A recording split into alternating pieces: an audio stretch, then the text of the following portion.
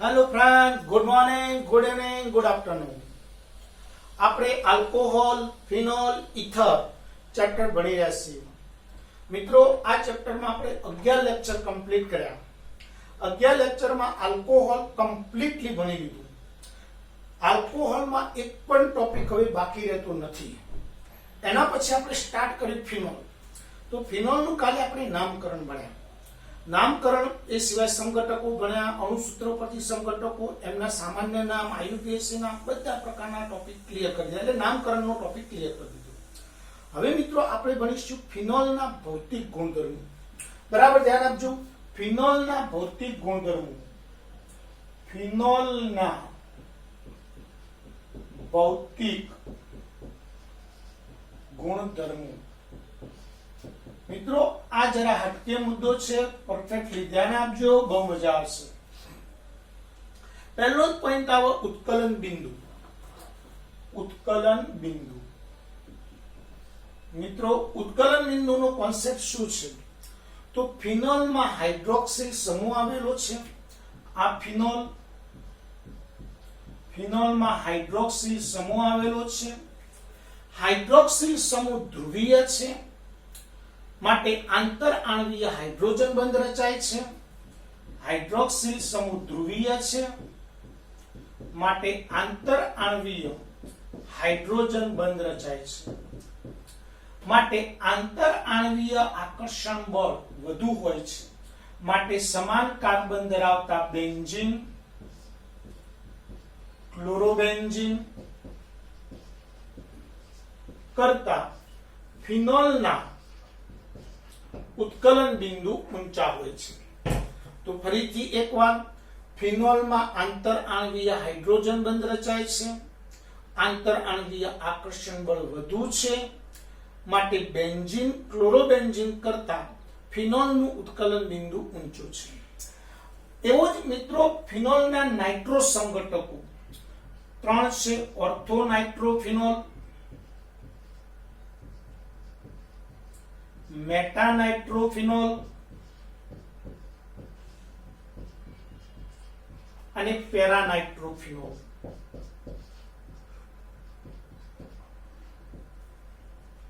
Para nitrophenol.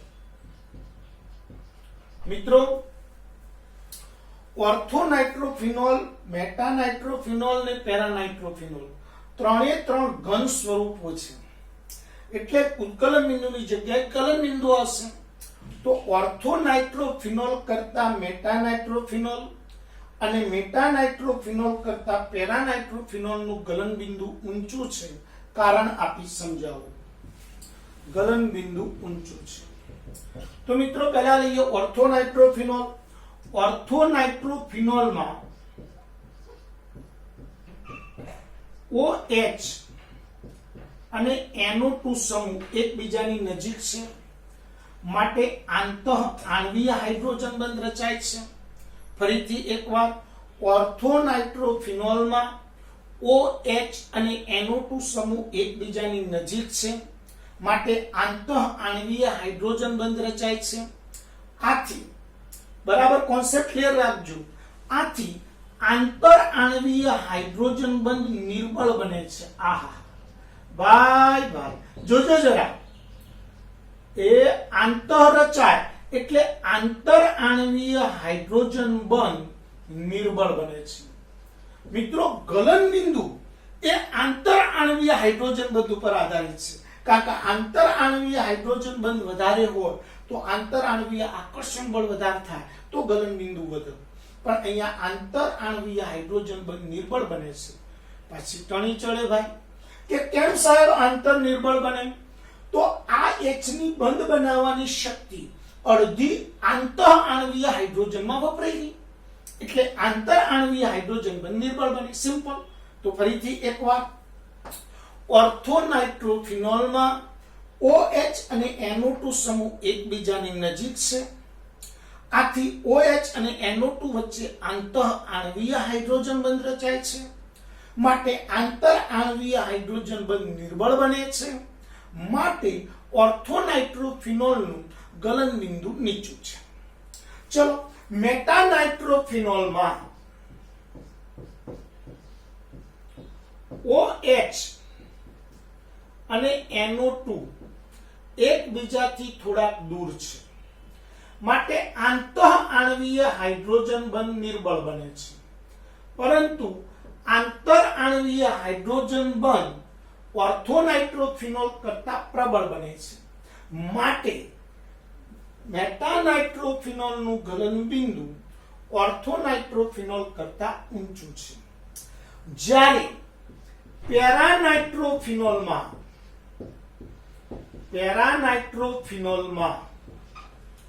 OH અને NO2 સમૂહ એકબીજાથી ખૂબ જ દૂર છે.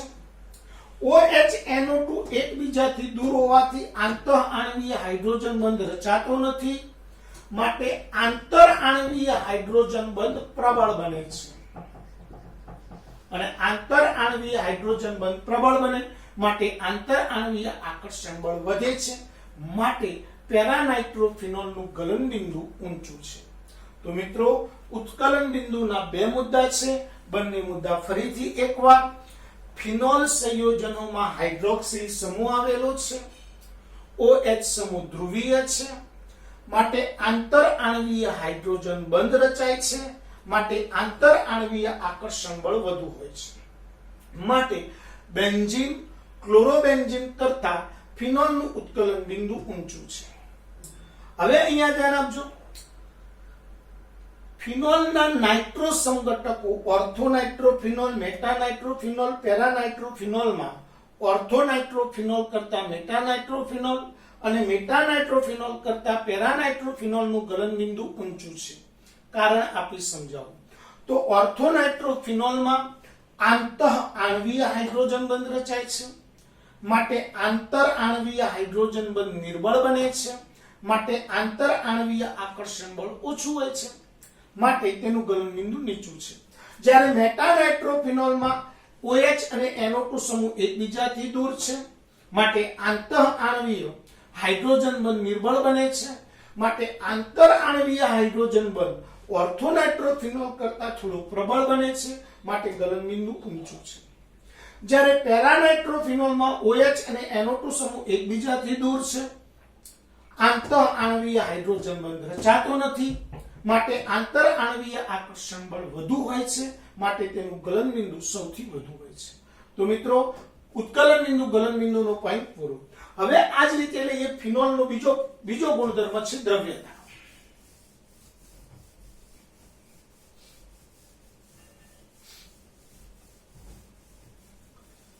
ચલો, ઉત્કલન બિંદુ પછી છે મિત્રો દ્રવ્યતા.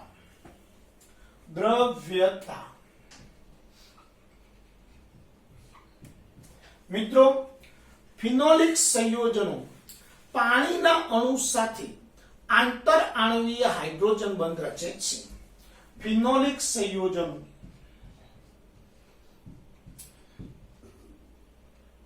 પાણીના અણુ સાથે આંતરઆણવીય હાઇડ્રોજન બંધ રચે છે. છતાં ફિનોલિક સંયોજનો પાણીમાં અલ્પદ્રાવ્ય છે. મિત્રો, આમ તો હાઇડ્રોજન બંધ રચાય તો પાણીમાં દ્રાવ્ય હોવું જોઈએ, પરંતુ ફિનોલમાં બેન્ઝીન છે જે અધ્રુવીય ભાગ ધરાવે છે. એટલે ફિનોલમાં અધ્રુવીય શૃંખલા વધુ હોવાથી અથવા પ્રભાવી હોવાથી તે પાણીમાં અલ્પદ્રાવ્ય છે. પરંતુ કાર્બનિક દ્રાવકો જેવા કે ઇથેનોલ, ઇથર વગેરેમાં દ્રાવ્ય છે. ચલો ફરીથી એકવાર, ફિનોલિક સંયોજનો પાણીમાં અલ્પદ્રાવ્ય છે. કેમ ભાઈ? તો ફરીથી એકવાર, ફિનોલ પાણીના અણુ સાથે હાઇડ્રોજન બંધ રચે છે, પરંતુ ફિનોલમાં અધ્રુવીય ભાગ બેન્ઝીન હોવાથી તે પાણીમાં અલ્પદ્રાવ્ય છે. પરંતુ કાર્બનિક દ્રાવકો જેવા કે ethanol, ether, chloroform, carbon tetrachloride વગેરેમાં ફિનોલ દ્રાવ્ય છે. દ્રવ્યતા પછી આવે એસિડિકતા. ત્રીજો ગુણધર્મ છે એસિડિકતા.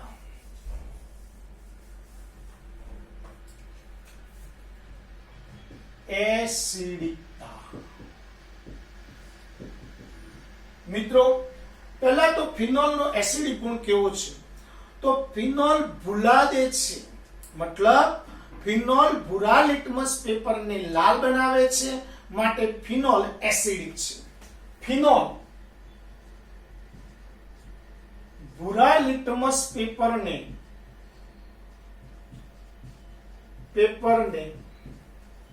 લાલ બનાવે છે, માટે ફિનોલ એસિડિક છે. બે, ફિનોલ એસિડ છે તો કેવો એસિડ છે? તો ફિનોલ NaOH, KOH જેવા પ્રબળ બેઝ સાથે તટસ્થીકરણની પ્રક્રિયા આપે છે, માટે ફિનોલ નિર્બળ એસિડ છે. ફિનોલ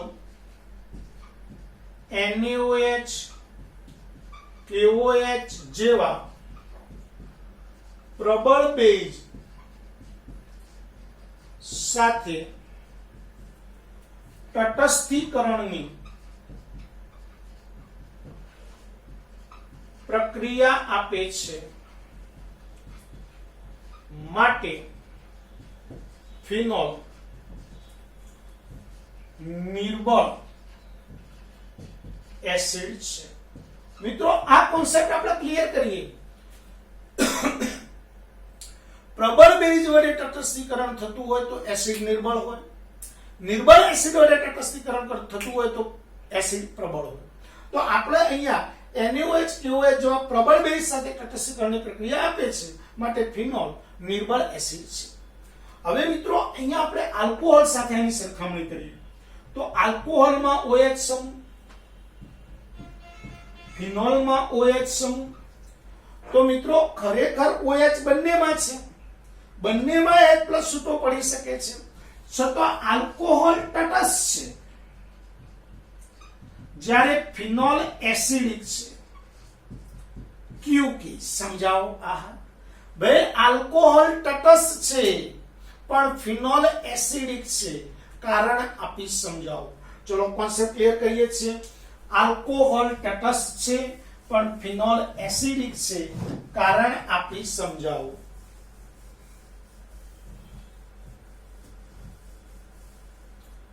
ચલો ભાઈ, આલ્કોહોલ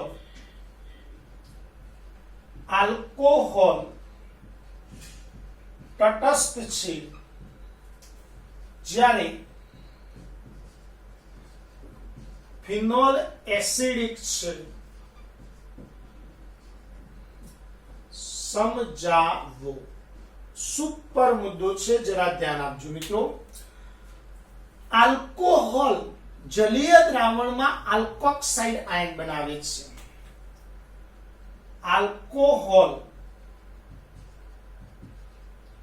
જલીય દ્રાવણમાં આલ્કોક્સાઇડ આયન બનાવે છે. મિત્રો આલ્કોક્સાઇડ આયનમાં ઓક્સિજન ઉપરનું અબંધકારક ઇલેક્ટ્રોન યુગ્મ સ્થાનીકૃત થયેલું હોય છે. આલ્કોક્સાઇડ આયનમાં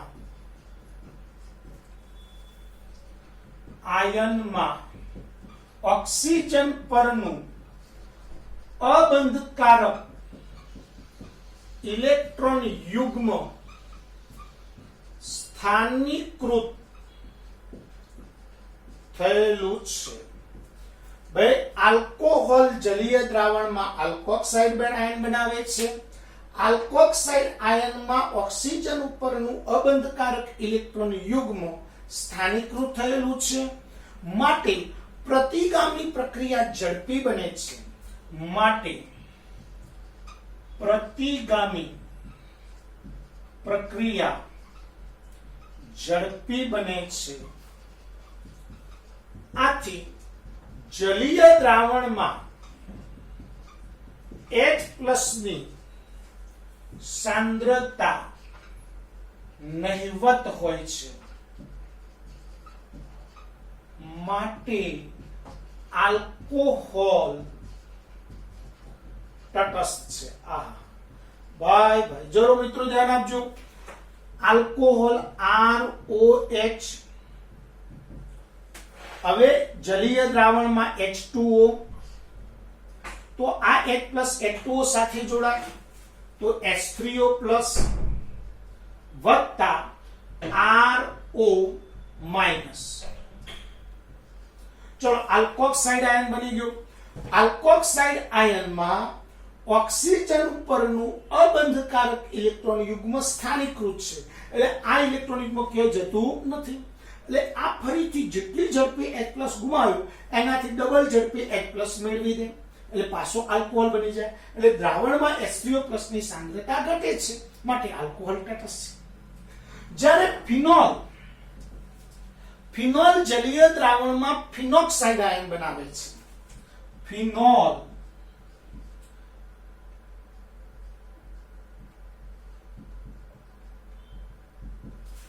જલીય દ્રાવણમાં H2O, જો અહીંયાથી H+ પાણી સાથે જોડાય એટલે H3O+ ફિનોક્સાઇડ આયન બને છે.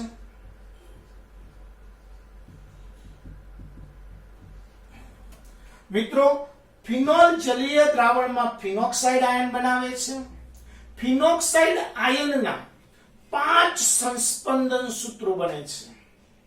આથી ફિનોક્સાઇડ આયનની સ્થાયીતા વધે છે, માટે પ્રતિગામી પ્રક્રિયા અવરોધાય છે, એટલે ધીમી પડે છે.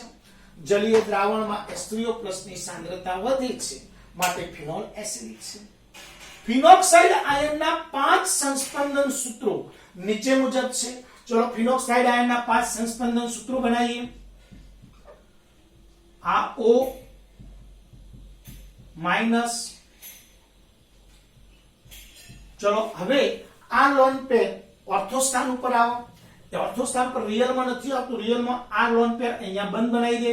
આ બંધ તૂટે એટલે લોન પેર અહીંયા આવે. અહીંયા ડબલ બોન્ડ O તટસ્થ થઈ ગયો, લોન પેર અહીંયા આવ્યું માઇનસ. ચલો અહીંયા પાછો બંધ બન્યો, આ બંધ તૂટ્યો, પેરા સ્થાન ઉપર આવ્યું લોન પેર.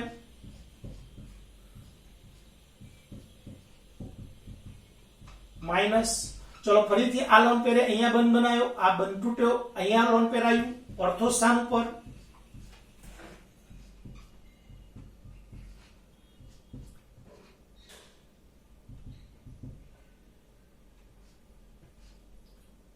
ચલો ફરીથી આ બંધ અહીંયા બની ગયો, આ બંધ તૂટી ગયો, ફરીથી ઓક્સિજન ઉપર જતું રહ્યું.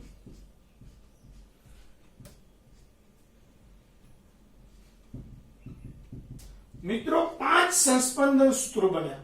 આથી ફિનોક્સાઇડ આયનની સ્ટેબિલિટી વધી જાય છે, પ્રતિગામી પ્રક્રિયા અવરોધાય છે, માટે જલીય દ્રાવણમાં H3O+ ની સાંદ્રતા ઘટે છે, માટે ફિનોલ એસિડિક છે. તો મિત્રો બહુ મસ્ત કારણ છે. આલ્કોહોલ તટસ્થ છે, જ્યારે ફિનોલ એસિડિક છે. કારણ આપી સમજાવું. ફરીથી એકવાર પરફેક્ટલી ધ્યાન આપી દેજો. આલ્કોહોલ જલીય દ્રાવણમાં આલ્કોક્સાઇડ આયન બનાવે છે. આલ્કોક્સાઇડ આયનમાં ઓક્સિજન ઉપરનું અબંધકારક ઇલેક્ટ્રોન યુગ્મ સ્થાનીકૃત હોય છે, માટે તે ઝડપથી H+ મેળવી પ્રતિગામી પ્રક્રિયા આપે છે, માટે જલીય દ્રાવણમાં H3O+ ની સાંદ્રતા ઘટે છે, માટે આલ્કોહોલ તટસ્થ છે. હવે આલ્કોહોલની પ્રક્રિયા લખો. પછી બીજો પોઈન્ટ ફિનોલ. જ્યારે ફિનોલ જલીય દ્રાવણમાં ફિનોક્સાઇડ આયન બનાવે છે. ફિનોક્સાઇડ આયનના 5 સંસ્પંદન સૂત્રો બને છે, કારણ કે ફિનોક્સાઇડ આયનમાં ઓક્સિજન ઉપરનું અબંધકારક ઇલેક્ટ્રોન યુગ્મ વિસ્થાનીકૃત હોય છે, એટલે બેન્ઝીનમાં બધે ફરે છે, એટલે કે 5 સંસ્પંદન સૂત્રો બને છે, માટે ફિનોક્સાઇડ આયનની સ્ટેબિલિટી વધે છે, પ્રતિગામી પ્રક્રિયા અવરોધાય છે, જલીય દ્રાવણમાં H3O+ ની સાંદ્રતા વધે છે, માટે ફિનોલ એસિડિક છે. તો સુપર કારણ છે મિત્રો. આલ્કોહોલ તટસ્થ છે, જ્યારે ફિનોલ એસિડિક છે. કારણ આપી સમજાવો. હવે મિત્રો ભણીએ ફિનોલની એસિડિકતાને અસર કરતા પરિબળો.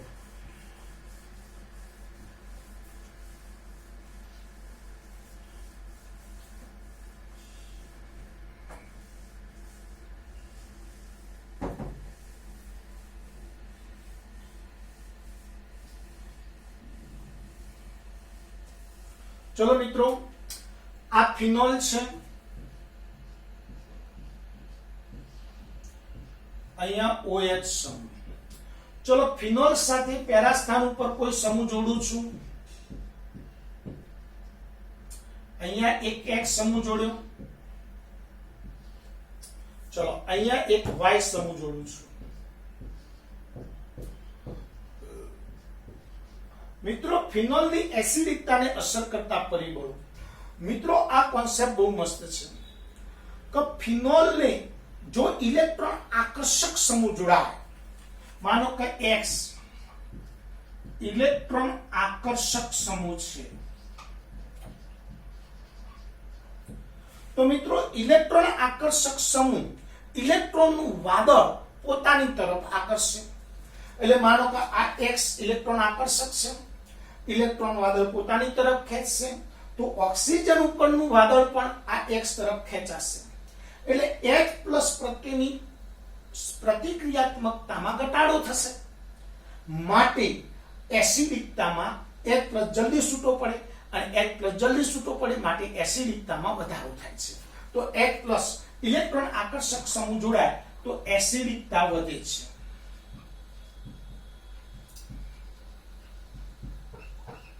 परफेक्टली ध्यान आपजो मित्रों, जोरदार पॉइंट है। इलेक्ट्रॉन आकर्षक समूह जोड़ाय, ऑक्सीजन नु वादळ X तरफ खेचाय, माटे H+ प्रत्येनी प्रतिक्रियात्मकतामां घटाडो थाय, माटे इलेक्ट्रॉन आकर्षक समूह फिनोल नी एसिडिकतामां वधारो करे छे।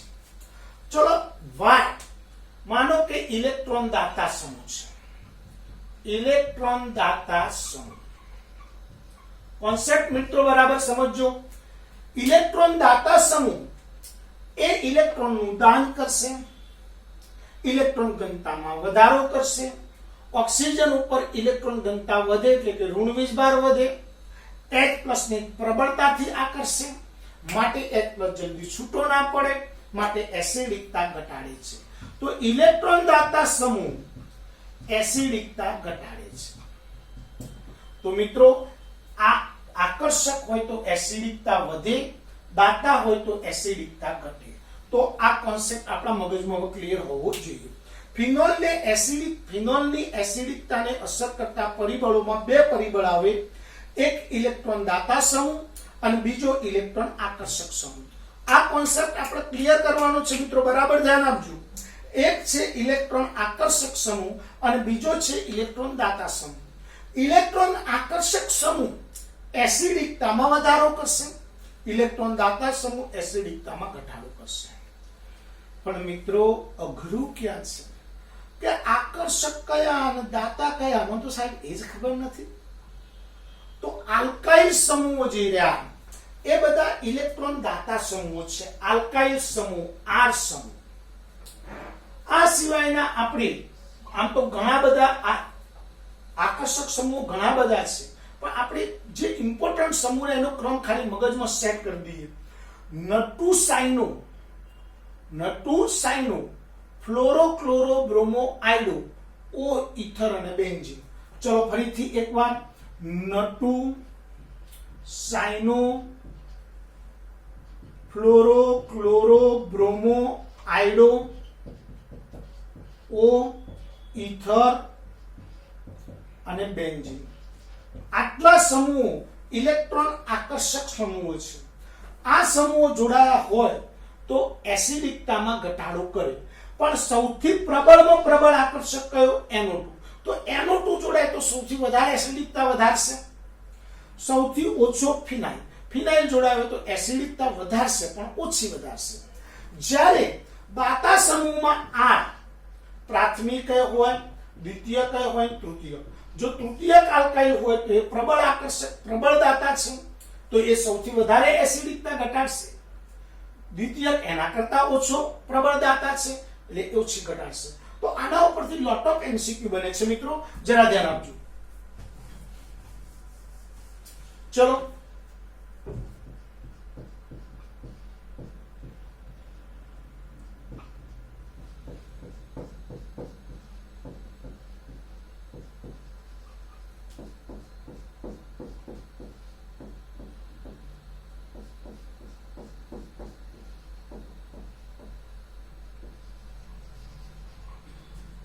ચલો A B C અને D.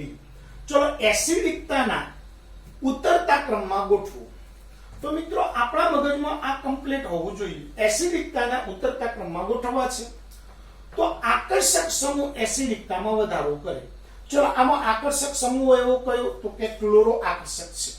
એટલે સૌથી વધારે એસિડિક કોણ હશે? ક્લોરો વાળું. તો A. એના પછી દાતા સમૂહ જોડાય તો એસિડિકતામાં ઘટાડો કરશે. તો દાતા વગરનો આ ફિનોલ છે, એમાં કોઈ સમૂહ જોડાયેલો નથી એટલે એસિડિકતા એની વધારે હશે. C. હવે આપણી પાસે બે દાતા છે, એક મિથાઇલ દાતા છે અને એક ઇથાઇલ દાતા છે. આ બંનેમાં કયો પ્રબળ દાતા કહેવાય? તો પ્રબળ દાતા ઇથાઇલ કહેવાય. એટલે ઇથાઇલની એસિડિકતા સૌથી ઓછી, એના કરતા વધારે કોની? મિથાઇલની. તો B અને D. તો આ રીતે આપણે જવાબ આપી શકીએ છીએ. ચલો આ જ રીતે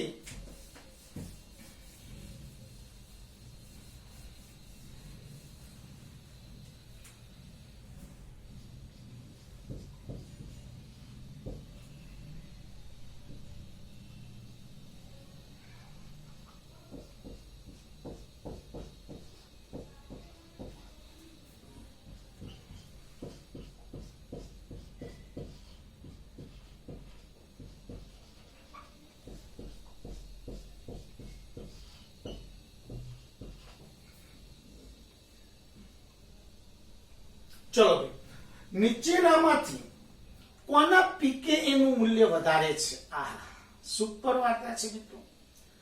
જો જેનો Ka વધારે, સાંભળજો બરાબર, એનો pKa ઓછો, અને જેનો pKa વધારે એનો Ka ઓછો. આવડો બીજો પ્રશ્ન પૂછાય, કોની pH સૌથી વધારે છે? તો આપણા આ બધા કોન્સેપ્ટો આપણે 11માં ભણ્યા છીએ ભાઈ. તો આ કોન્સેપ્ટ આપણા મગજમાં ક્લિયર હોવો જોઈએ. ધ્યાન આપજો. પહેલા pKa. pKa બરાબર શું સૂત્ર? -log Ka. હવે સમજો, Ka નું મૂલ્ય વધારે હોય તો log નો જવાબ ઓછો થશે, ઋણ આવશે, ઋણ કરવાનું. એટલે Ka નું મૂલ્ય વધારે હશે તો pKa ઓછો આવશે, અને Ka નું મૂલ્ય ઓછું હશે તો pKa વધારે આવશે. જો એસિડ પ્રબળ હોય તો Ka નું મૂલ્ય વધારે આવશે, pKa ઓછો આવશે. તો આમાં સૌથી વધારે pKa કોનું? એવો MCQ બને. ચાલો સૌથી વધારે pKa કોનું મારે એ જવાબ આપવો હોય તો pKa જેનો વધારે છે એનું એસિડિકતા ઓછી હશે. તો સૌથી ઓછી એસિડિકતા કોની? આ દાતા સમૂહ જોડાયો છે C. ચલો સૌથી વધારે pKa કોનો છે? સોરી, સૌથી ઓછો pKa, સૌથી વધારે સૌથી ઓછો pKa કોનો છે? તો સૌથી ઓછો pKa જે પ્રબળ એસિડ હશે, પ્રબળ એસિડ કયો હોય? એનો. તો સૌથી વધુ pKa. ચલો આ જ રીતે કે pH. pH બરાબર -log H3O+. મિત્રો આટલું કોન્સેપ્ટ ક્લિયર રાખજો. H3O+ ની સાંદ્રતા વધારે હશે તો માઈનસ થઈ જશે, log માઈનસ કરશે એટલે pH નું મૂલ્ય વધી જશે. pH નું મૂલ્ય ઘટી જશે.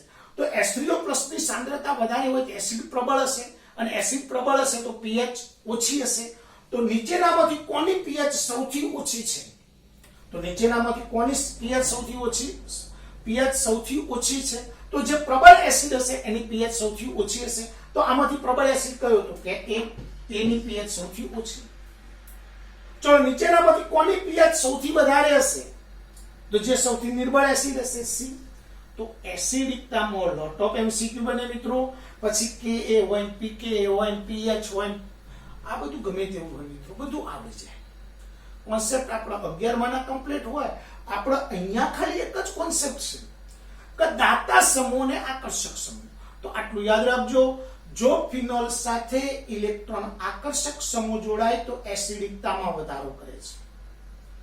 જો ફિનોલ સાથે ઇલેક્ટ્રોન દાતા સમૂહ જોડાય તો એસિડિકતામાં ઘટાડો કરે છે. આ સિવાય પણ અમુક કોન્સેપ્ટ મેઝોમેરિક અસરને પણ થાય, એમ અસર જોવી પડે. એ બધા કોન્સેપ્ટ આપણે ભેગા કાર્બોક્સિલિક એસિડ પૂરો કરી અને પછી બધા ભેગા કોન્સેપ્ટ એક સાથે લઈ લઈશું. હાલ આટલું ધ્યાનમાં રાખીશું. દાતા જોડાય તો એસિડિકતામાં શું કરે? ઘટાડો. આકર્ષક જોડાય એસિડિકતામાં શું કરે? વધારો. બસ આટલા પોઈન્ટ આપણા મગજમાં જો કમ્પ્લીટ થઈ જાય તો કોઈ પ્રોબ્લેમ આવતો નથી. મિત્રો થોડીક વ્યવસ્થિત મહેનત કરજો, મારી સાથે ચોપડો બનાવતા રહેજો. આપણે ડીપીપી 3 લેક્ચરની ભેગી આજે મોકલી દઈશું. એટલે આજના લેક્ચર એટલે કાલના લેક્ચરની ડીપીપી તમારા આવી ગઈ હશે, એ કમ્પ્લીટ લખી લેજો અને આજની ડીપીપી સાથે પણ આવી જશે. એટલે મિત્રો તમારે ખુદને જાગવું પડશે. વારંવાર હું કહું છું, તમે મહેનત કરશો તો રિઝલ્ટ આવશે.